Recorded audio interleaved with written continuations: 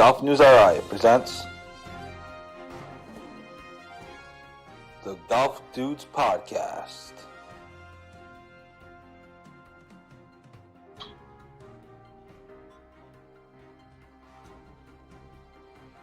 Here are the dudes. Hey everybody, welcome to another episode of the Golf Dudes Podcast. Joe Clobber here, alongside, well, sort of, virtually, Rich Capaldi. Rich, how you doing today, buddy boy? Not too bad. Leave for Florida tomorrow, so I'm in high spirits. Your second vacation in 5 months. Very good, very good. It's not a bad life. Yeah. It's not a bad life at all. Yeah, exactly. How's everything going with you? Good. You know, it's a pretty good week. Nothing big in New England sports happened this week, right? There was no big like time football player got cut or something like that. It was pretty boring week, right? I think. Yeah, no, we're good. That's what I figured. Yeah, boring week. Tour championship week. FedEx Cup on the line. Little Patriots news. We got a bunch of college football this weekend and tonight. 16 college football games tonight. Yeah, it's shaping up to be a great Labor Day weekend.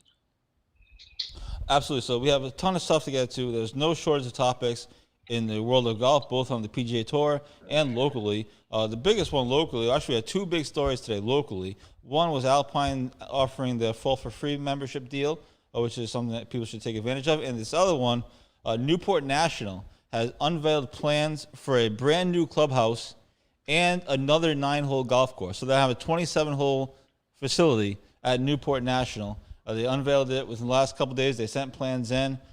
We put it up today. It's on almost 200 page views just today.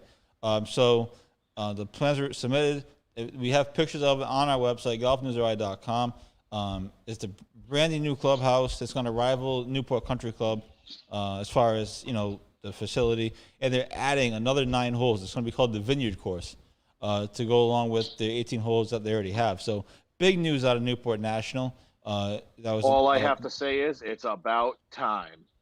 And so Newport National, as people know, has been in the news recently.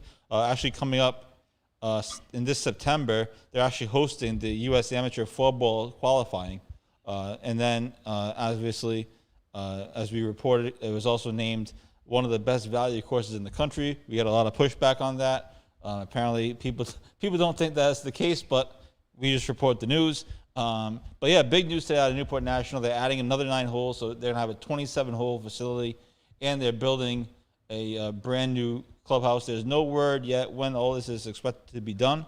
That hasn't been announced. I'm not even sure if they've started construction necessarily yet, but so big news out of Newport National. Then the other one that I mentioned right off the top was this is the time of season where fall deals are going to be coming out, fall membership deals. So we'll try to keep up with them as many as we can.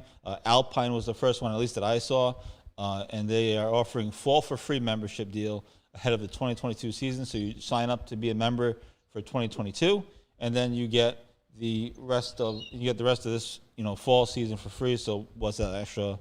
Another month or two as far as golf goes, and then obviously I'm sure you get the amenities and everything with it. So not a terrible deal from Alpine, obviously, and so keep that in mind there as well. Also, the other big story that we covered yesterday, and I was at Warwick yesterday, is Derek Johnson wins the RI Senior Amateur. So congrats to him. He won it by 2 shots over a couple legends, Doc Perry, Paul Quigley, and PC basketball legend Joe Hassett. So it was fun to see those guys. And also congrats to Kirk Bray's own John O'Clair.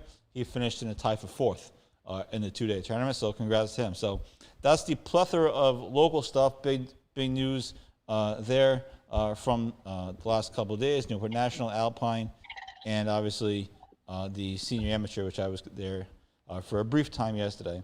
And they actually got it in. I couldn't believe it. So that's where we are locally. And then obviously we have some other stuff that we want to get to as well. The Kirk Bray Club Championship is tomorrow, or Saturday, excuse me. And then obviously we have a Celebrate Kirk Bray at 60. So, Rich, just your thoughts on, the membership deal is the membership deal, but the Newport National adding another course. And what does that do to the club? That's... Not going to lie, Newport, I will give Newport National the title for probably best public fee course. I love that place. I don't necessarily play well there. I mean, it's on Newport, so you have a variety of different things. It could be dead still on the first 3 holes, and then it could be blowing 30 miles an hour in the next 3 holes, and then it could be raining on the next 3 holes. It's crazy out there. It's a great course, link style. I love the first hole, severe dogleg right, nice little punch iron out to the right, and then a nice maybe like 9 iron in. One of my more favorite public fee courses in the state. Like I said, it's about damn time that they finally got rid of that trailer and actually made a clubhouse. We've been waiting for that for a long time, and I'm absolutely excited for them to build this. Would you say it's called the Vineyard Course? The extra 9 is going to be called the Vineyard Course. Correct. That's what they're calling it. I mean, I'm assuming that's obviously the name of it, but yes, I'm excited, especially with a course that a public course that has that much clout. I would say that much history of being a great course. They should have 3 nines. Absolutely. Like Granite Links does it. They set aside like a private 9 for the members, and then the public plays the 2 9-hole courses, and then they just randomly cycle through it every week. So that's going to be nice. It's going to keep all 27 holes fresh throughout the year, especially during like heat waves and droughts and stuff like that. So I'm very, very excited for that. I haven't played there in a long time, but I'm definitely excited. Yeah, it's interesting that they're, obviously they've needed a clubhouse for a while, like you said, they had a trailer or something of that nature. It was a spruced up trailer. It wasn't your podunk trailer. It was a spruced up trailer, but that was one of the things that course was missing, especially for as high ranked as it was in the public golf world. You know what I mean? Absolutely. And I do think like a part of them probably looked at, what happened with Metacomet and how, they kind of went away, and what's happening with Valley, whatever, the rumors are, but they are losing members. They did lose, 100 plus members. Do you think they looked at that and they finally said, you know what, we have to do something. We have to do something here to stay relevant. Something unique. 27-hole course in Rhode Island is unique. There's not any other ones that I know absolutely, of anyway. Yeah, absolutely. You're right. You're absolutely right. Yeah.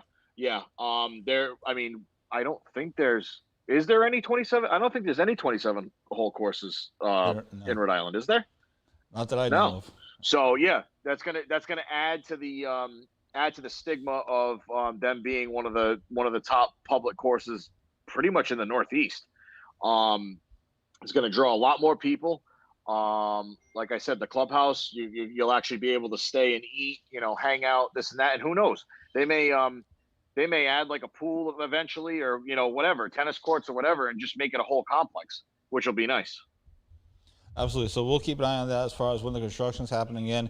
If you want to see pictures of it, we actually have pictures on our website, golfnewsri.com, from the developers. We have pictures of the course or the layout of the course, anyways, and of a model of or replica, whatever you want to call it, of the clubhouse. And actually, the clubhouse actually looks amazing. It's humongous. So anyway, be sure to check those out on our website. I know there's membership deals going on. The other big news that's happening this week, which is really exciting, and we'll have more on this. We had an article on it today. We'll have more over the next few days as teams start playing, is the beginning of college golf season.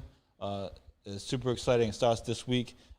URI starts on Saturday. I talked to head coach Greg Burke this afternoon. It was a great conversation. I actually learned a lot about college golf and the processes of it and all that stuff. And then Oklahoma and Patrick Welch, they tee off tomorrow for their first tournament of the season.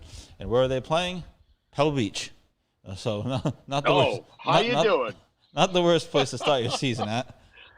Right? Guess what? So, your first swings of the season are going to be at Pebble Beach. Good luck. Absolutely, exactly. So that's the college, and then Bryant starts, and obviously the other schools start as well. I'm actually tracking a number of schools this year. We're going to try to make Golf News Around your home for college golf coverage regarding the locals, obviously the local teams, but also the locals playing all over the country. I'm excited for Allison to kick off her season, her first college season this year with Columbia, and also obviously Davis Chatfield, Andrew O'Leary, and those guys at Notre Dame. In fact, I don't know if you saw it, but Notre Dame had a qualifying tournament a couple of days ago. We posted the results, and Andrew O'Leary actually beat Davis Chatfield by one shot to win the qualifier. I did see that. I did see that. Let me cut you off real quick. I'm just seeing these renderings of the clubhouse at Newport National. That is awesome. Right. That is a beast. That is a beast of a clubhouse. Holy crap. Yeah, it was humongous. Wow. It's humongous. Yeah. Yeah. So, but anyways, I'm hoping. One thing I'm hoping about the college golf is that I hope that Golf Channel maybe, especially once the Ryder Cup dies down, I'm hoping Golf Channel will pick up a little bit more of these matches that these guys have, especially like in the off season and stuff like that when they travel to these tournaments in like warm weather states and stuff like that. Mhm. I would love to see Golf Channel pick up, or maybe even like CBS Sports Network too, pick up some of these tournaments that all these colleges are in. Notre Dame, oh my God, where did Victor Hovland go? And Ricky Fowler. Oklahoma State. Oklahoma State. Thank you. All these guys. We're missing coverage of stud golfers. You know what I mean? I'm just hoping they pick up some more coverage on these tournaments that they have in the off season. So actually, when you say that, actually, as far as Oklahoma goes, two of their tournaments in the fall season are televised. Are going to be televised. The Maridoe Collegiate, which is next week. That's a big tournament. And then the East Lake Cup. Oklahoma's back in the East Lake Cup. Obviously, Patrick won that last year. Oh, nice. So the East Lake Cup is in October. So those both are going to be televised on Golf Channel. Then obviously, the end of the year, they have the NCAA championships and all that stuff. And some of the schools actually stream the stuff on their own websites, but you have to sign up for it. So, but yeah, college golf season starts tomorrow for Oklahoma, Saturday for URI. And again, we'll have a full URI golf preview coming up on Saturday. We're going to have an Oklahoma preview, or Patrick Welsh preview, I guess, technically, coming up. Tomorrow is an interesting year for Patrick. He's a senior. This is it for him. And he hasn't been playing well. He didn't play well at the end of the last season. He was benched for the NCAA tournament. Didn't even play in the national championship. He was benched. So he didn't have a good summer, obviously. So it's an interesting year. Oklahoma obviously lost a couple of their big guys, including Quade Cummins. But they are bringing in this kid, Chris Gutterup, who is transferred to Oklahoma for his last year. Previously the Big Ten Player of the Year over at Rutgers, and now he's playing at Oklahoma. So they bring him in, and Oklahoma also has a top 3 recruiting class in the country. So I think wow. Yeah. So it's gonna be really interesting to see how Patrick plays this year. If he can kind of get it together, he is on the roster for this week's tournament, or at least for tomorrow anyway. I know that for certain, but we'll have a full preview on that. And then I think Notre Dame starts next week. Davis Chatfield and Andrew O'Leary, they're literally going to could carry that team all the way to to a national championship. Potentially, Davis is in his last year. Obviously, it's his 5th year. And Andrew, I think, is a senior, if I'm not mistaken. Andrew obviously won the RA Amateur in 2019. He made it to the final the last 2 years. So exciting stuff. Excited to get college golf underway. For URI, just to do local for a minute, their challenge is going to be replacing Chris Francoeur. Chris was their star player for the last 4 years. He's arguably one of the best. I don't even know if it's arguable. He's one of the best golfers to ever come out of URI. And he transferred. He left URI after 4 years. He's playing his 5th year now at Louisville for the Cardinals. So he's trying to go pro, and he's trying to play for a bigger program. So for URI, the challenge for them is going to be replacing Chris Francoeur. I talked to Greg Burke today, and he thinks they're going to be okay. They have this kid Bryson Thompson, who you may have seen, who won the Vermont Amateur a couple months ago. He's a junior now at URI, so Coach Burke said he's probably going to be their number 1. Then it's just going to be a matter of who fills in the spots behind them. So interesting stuff. I don't want to bore everybody with the college golf stuff. I'm excited about it, and hopefully we're going to try to cover it as much as possible and try to get as many results up as possible with the locals. And then obviously we haven't even mentioned Addie Douglas, who's playing for the Fairfield women's team, and obviously our girl Allison. It'll be fun to watch her play at Columbia this year. So and Golf Channel's gonna have some coverage, like I mentioned, and so it'll be interesting to follow. But and again, some of these kids we saw at the Northeast Amateur, or a lot of them anyway.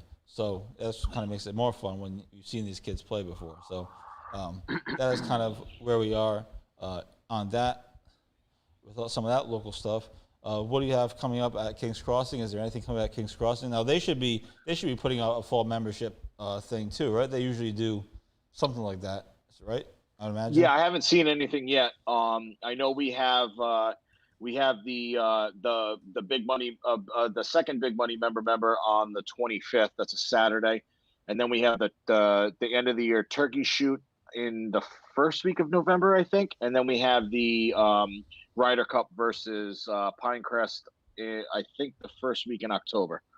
So we got three events left coming down the home stretch. Unfortunately, the golf season's almost over.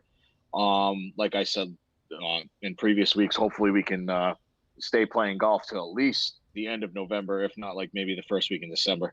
But yeah, got three big events left, and I'm looking forward to it.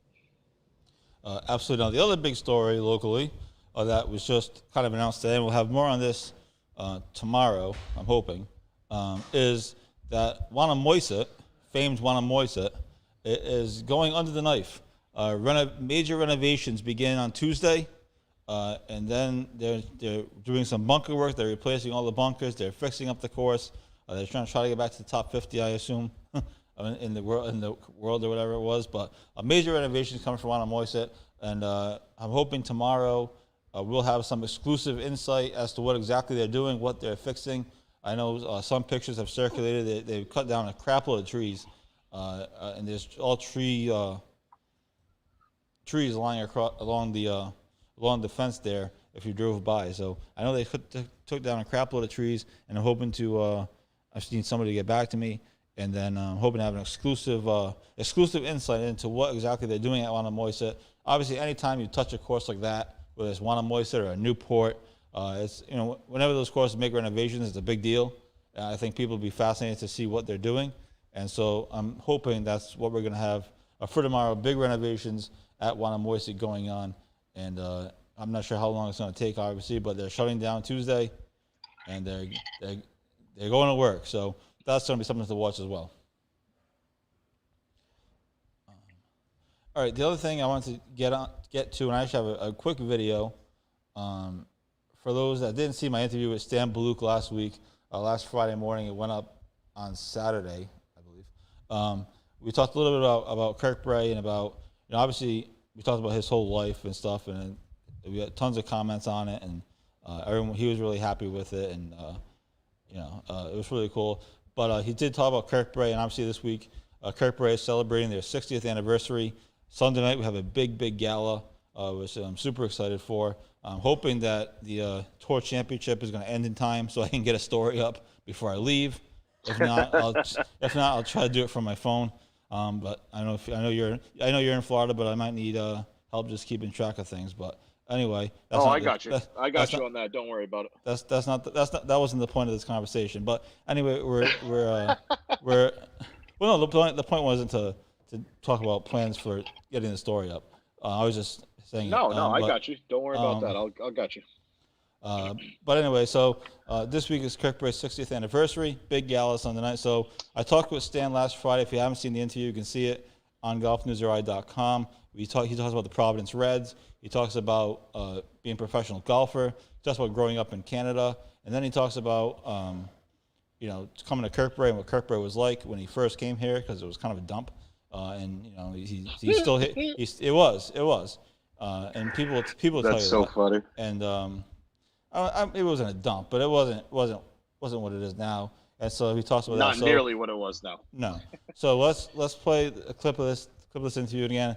We'll promote the rest of the interview afterward, but let's hit the clip of Stan Bluk talk about Kirk Bray, what it was and what it is now, and more. Hit it.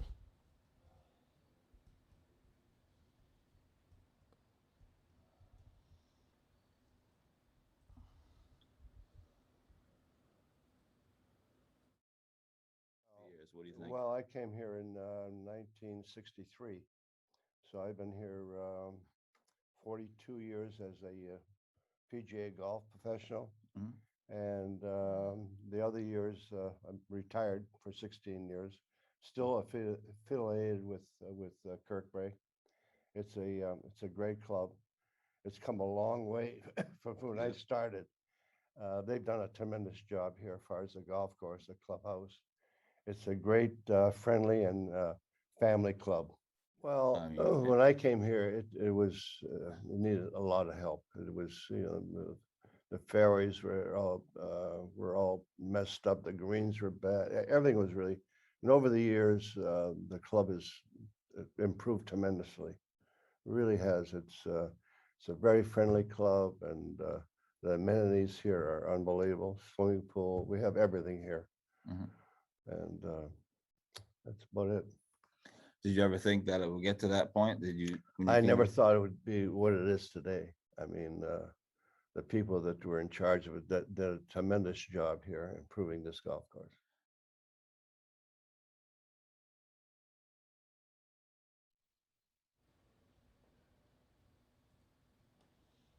All right, that was went through with Sam Bluk. Again, if you didn't see it, didn't watch the full thing, it's on golfnewsri.com. You can check it out. He talks about, we don't just talk about Kirkbride. It's not a Kirkbride fest. He talks about the Providence Reds. He talks about playing hockey against Gordie Howe. He talks about being called up to the Bruins, and he got paid $7,500. He thought he was a millionaire. That's insane. Absolutely crazy. So it was a pretty cool thing. So if you want to see the full interview, again, it's on golfnewsri.com. But that was him kind of talking about Kirkbride at 60 and what it means to him. And he's been there for a million years. Like you said, he came here in '63, and he's still here. So anyway, I just figured I'd play that as a celebration of Kirkbride. And we also have our club championship this week. But do you have any? I know you come to Kirkbride all the time.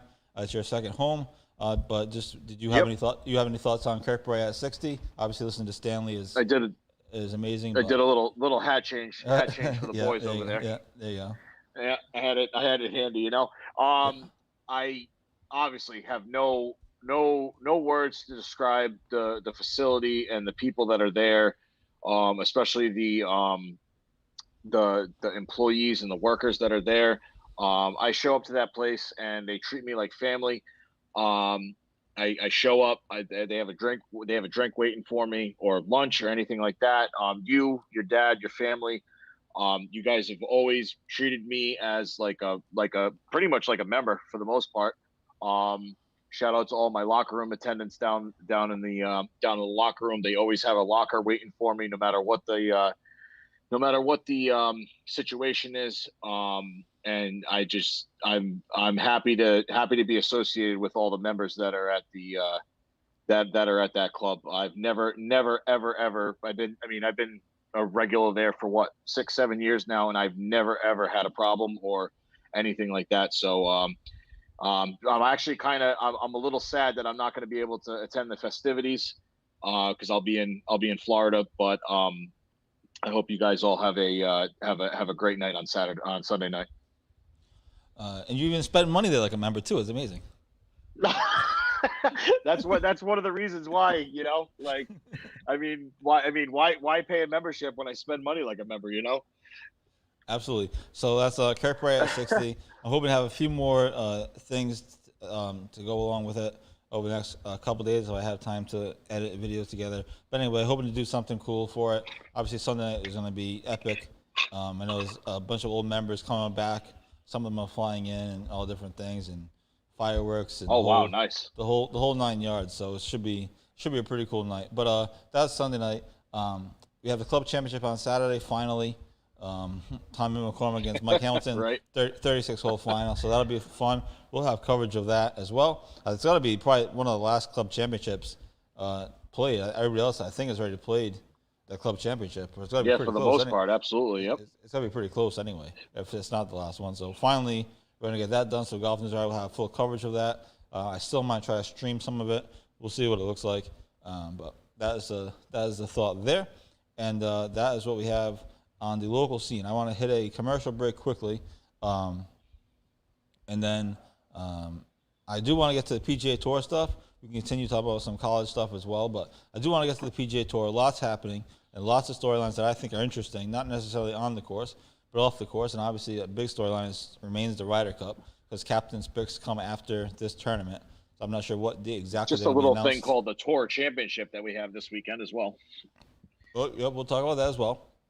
So I want to hit a commercial break. I want to reset some topics, and then we'll hit on the PGA Tour stuff. We'll hit on DeChambeau. I think is interesting. Cantlay, he's one of my new favorite golfers, and other things, Nice. and other things as well. So we'll do that PGA Tour stuff coming up, and that'll be right after the break. So stay tuned.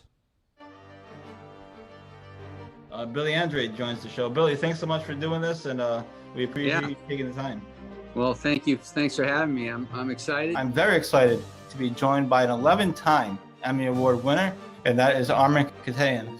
Massachusetts Women's Amateur Champion Allison Pig. The days of the country club just being golf and maybe one amenity are gone. Unfortunately, Metacomet doesn't have those.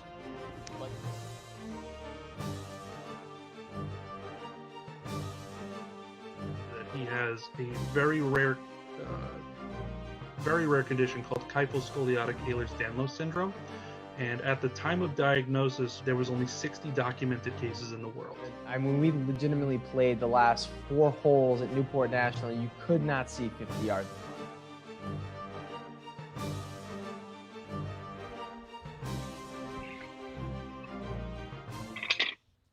Hey everybody, welcome back to the Golf Dudes podcast. Joe Clobber here. Rich Capelli taking a swig of whatever he's taking a swig of. Lord only knows. We have a busy show so far. We talked about Newport National and their stuff going on. Really exciting news down there for those golfers in that area.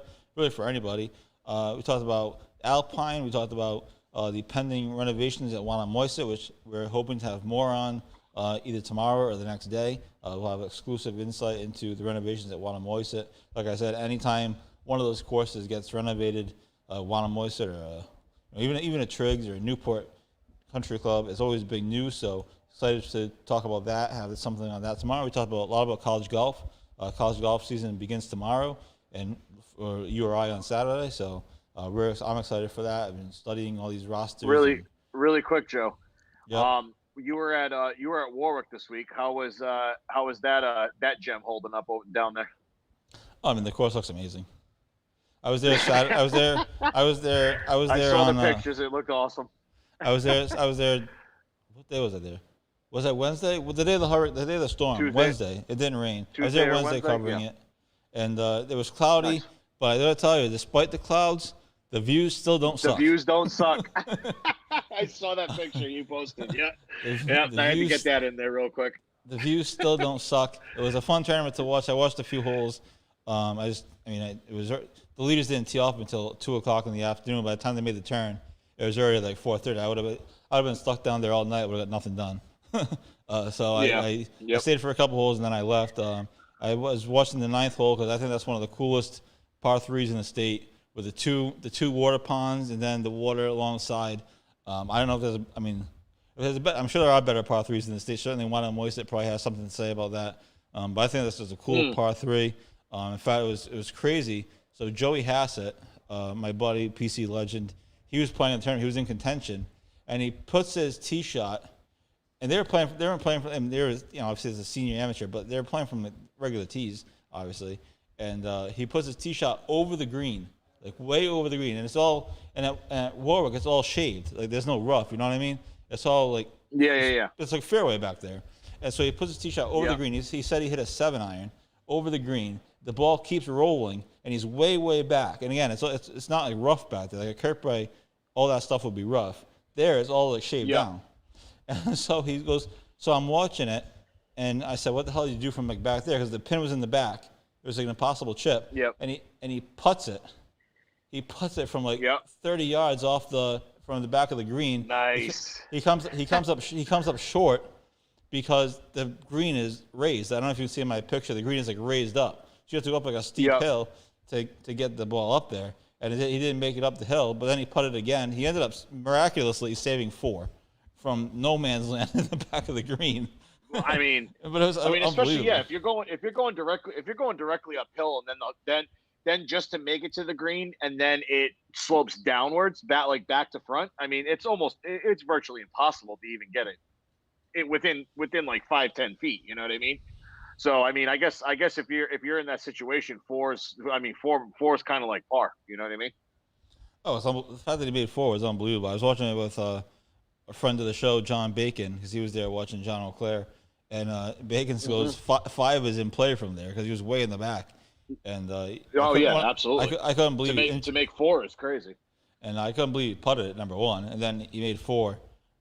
Was amazing. So anyway, that was a quick story from Warwick CC. But yeah, I mean, it looks obviously amazing. They said the greens were fast, but they weren't like unbearable.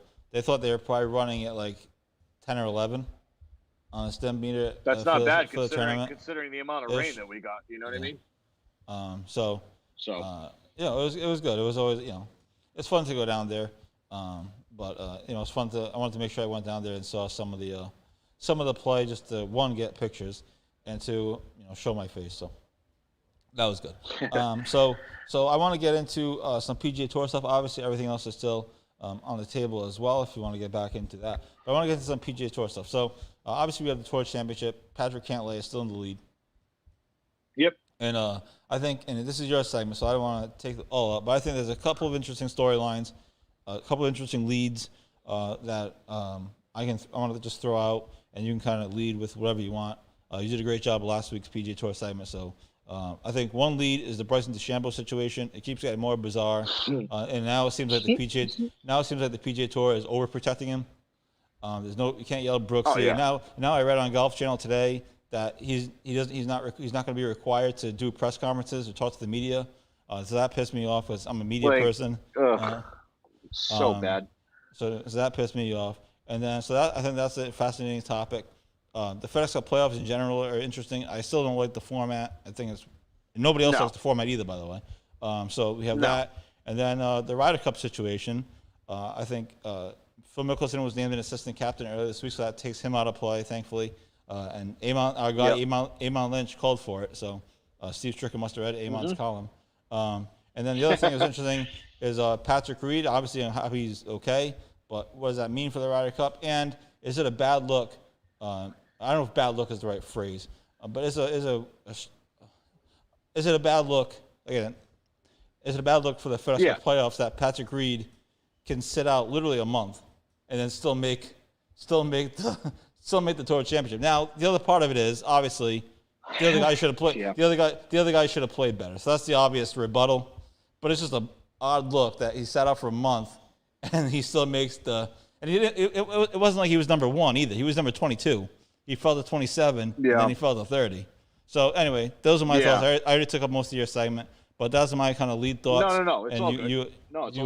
You go from there. What say you on the topic? All right, so we'll do the Patrick Reed because it's the most current one. I don't with the way that the FedEx Cup playoffs are, the rankings are. I don't feel bad. Like if somebody can take a rest, which wasn't in his case, obviously he was sick.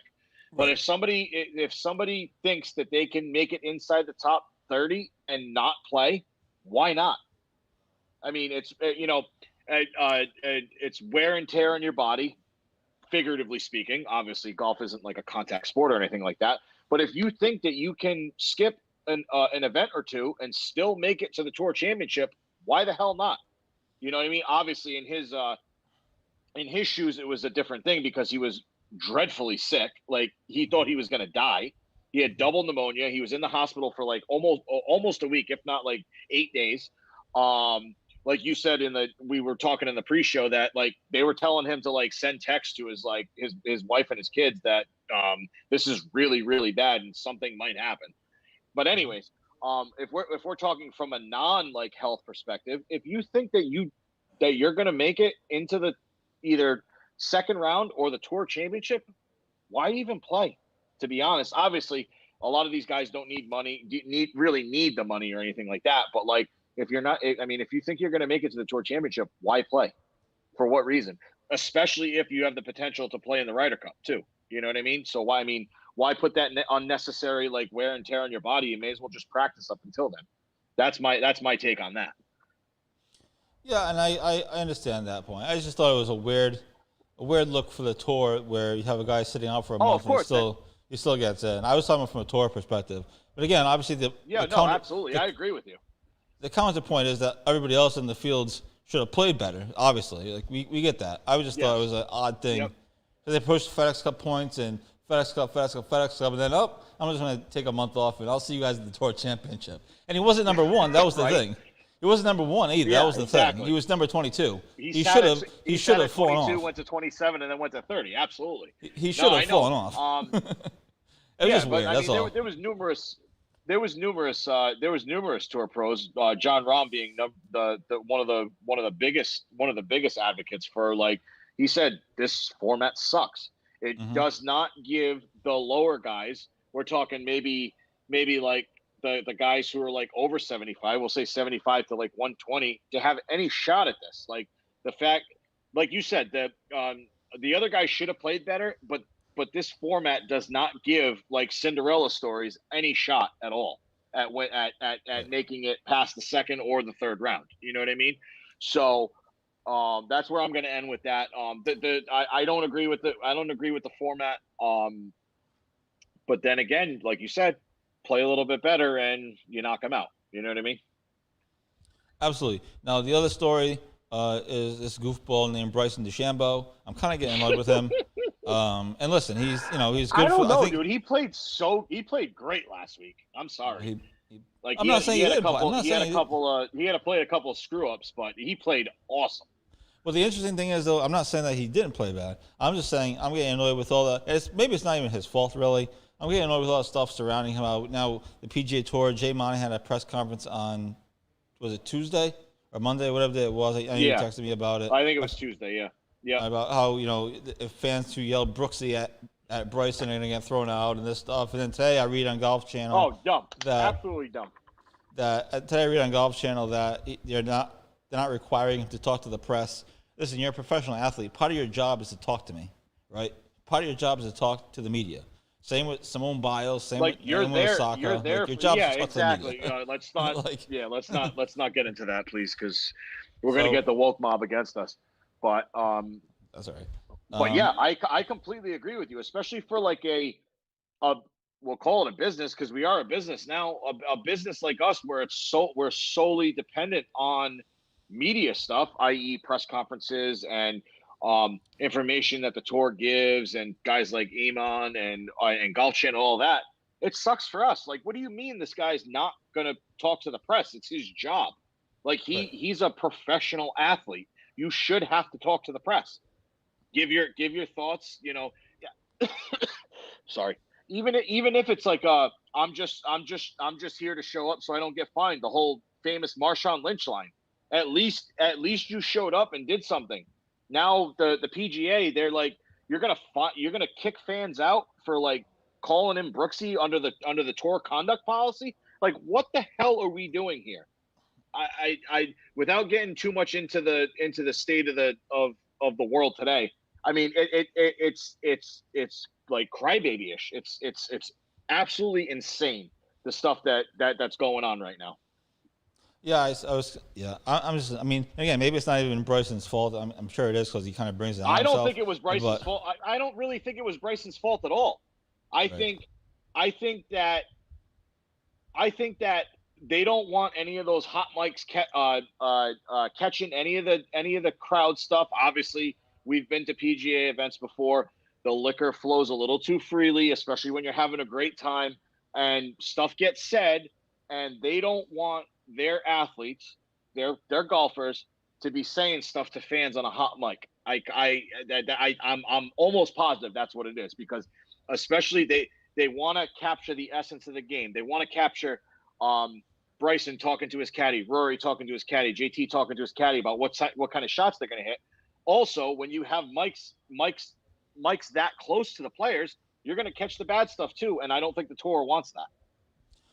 Yeah, well, I mean, they're just saying Brooksy. It's not like they're saying anything bad. But anyway, I think it's funny. They should ban. I think it's hysterical. You kidding me? They should ban the kids that yell mashed potatoes and get in the hole. I would like to see those kids thrown out too. Thank you.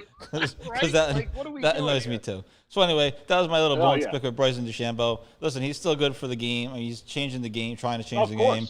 And at the end of the day, we're content guys, and he's great for freaking content. So That's all I care about, really. But that's just annoying. How about that thing we saw? How about that thing we saw? I sent it to you, but you had already seen it. So it's Brooks hates Bryson. Bryson Ryder hates Cup. Brooks. Cantlay hates Bryson. There was something. Cantlay hates Bryson. And everybody hates Patrick Reed. Yeah. So with that was great. So, that was insane. So with that, we only have a few minutes left. Pat has a show after us, actually, believe it or not. Ryder Cup thoughts, captain's pick thoughts. What do you? I know you gave your captain's picks last year. Cantlay got in, not Finau.